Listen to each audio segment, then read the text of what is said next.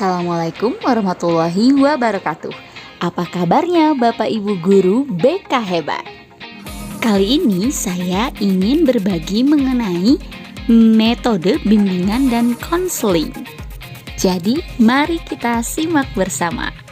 Action!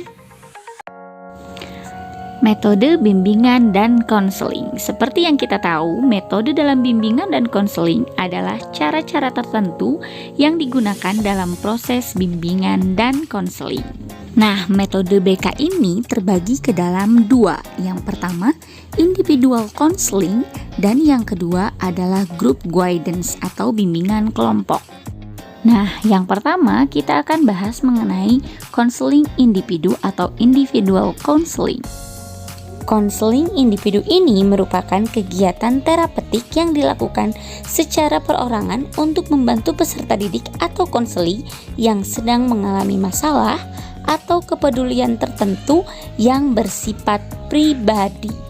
Dalam proses pelaksanaannya, peserta didik atau konseli dibantu oleh guru BK untuk mengidentifikasi masalah, mencari penyebab masalah, menemukan alternatif pemecahan masalah, dan mengambil keputusan terbaik untuk mewujudkan keputusannya dengan penuh tanggung jawab. Terdapat 3 cara dalam konseling individual, yaitu yang pertama ada directive counseling, di mana konselor berperan aktif dalam konseling ini untuk membantu mengarahkan klien pada permasalahannya.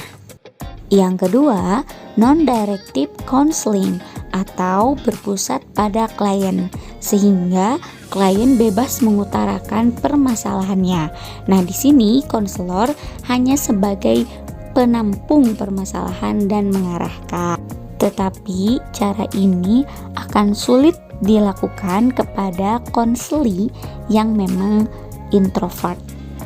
Nah, yang ketiga, eclectic counseling, di mana ini adalah gabungan dari directive dan non-directive counseling. Di sini konselor menasehati dan mengarahkan klien, tetapi pada waktu tertentu klien dibebaskan untuk membicarakan hal apapun yang menyangkut permasalahannya, sedangkan konselor hanya mengarahkan. Selanjutnya, metode yang kedua yaitu group guidance atau bimbingan kelompok, di mana bimbingan kelompok ini merupakan proses pemberian pelayanan dalam bimbingan bersama-sama kepada sekelompok konseli yang dikelola secara kelompok. Nah, kelompok dalam bimbingan kelompok ini bisa dalam bentuk kelompok kecil, anggota antara 5 atau 10 orang, atau kelompok kelas maupun kelompok besar yang terdiri dari kelompok dikumpulkan dalam suatu ruangan, misalnya di aula atau ruangan tertentu untuk mendapatkan informasi secara bersama-sama.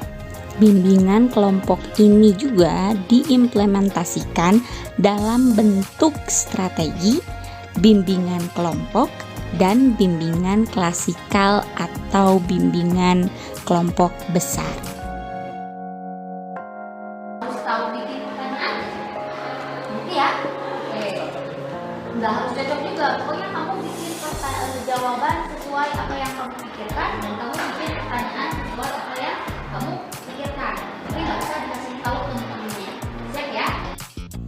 Nah, dalam bimbingan kelompok terdapat beberapa metode, di antaranya yang pertama metode expository, yaitu pemberian informasi kepada kelompok dengan cara metode ceramah ataupun expository tertulis seperti pemberian informasi pada papan bimbingan, buklet atau leaflet.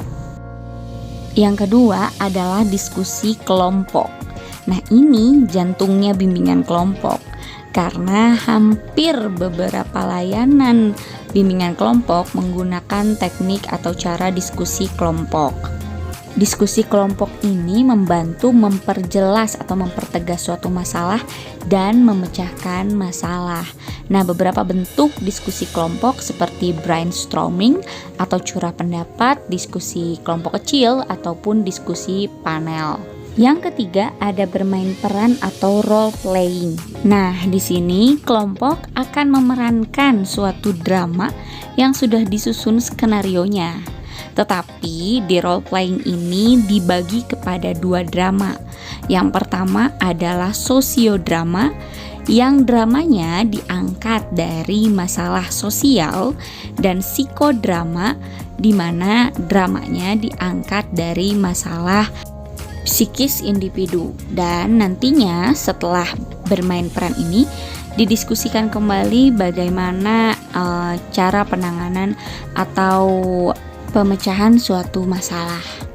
Yang keempat adalah permainan simulasi, di mana ini gabungan dari bermain peran dan diskusi yang merefleksikan permasalahan dari kehidupan nyata.